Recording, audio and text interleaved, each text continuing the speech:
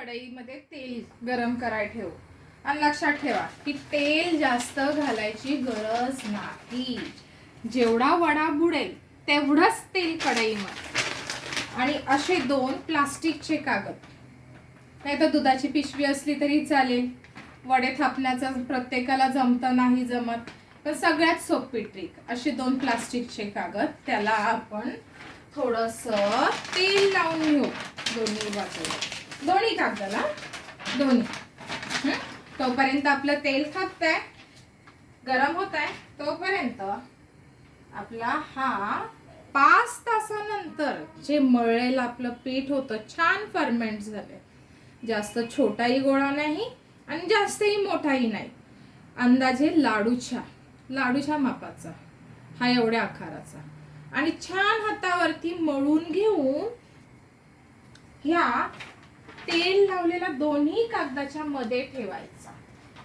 वडे थापण्याची कटकट नाही, ज्याला येत नाही तोही वडा बनवू शकतो.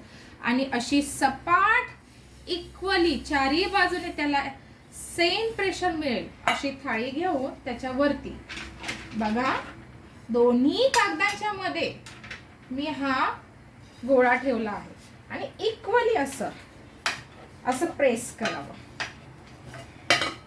आता वडा जास्त पातळही नाही आणि जास्त जाडही नाही, एवढा तरी आपला प्रेस देऊन एवढा तरी थापला पाहिजे. एवढा तरी आकार आला की तेल बघावं कडकडीत गरम झालेलं असेल, अलगद हाताने सोडून द्यावं. लक्षात ठेवा तेल नेहमी वडा तळताना गरमच हवं. बघा 1 सेकंद सुद्धा लागत नाही आपला वडा व्हायला. झालं. किती सोपं आहे वडे बनवणं. बघा वरतून कुरकुरीत आणि तेलही नाही, किती सुंदर झालं बघा.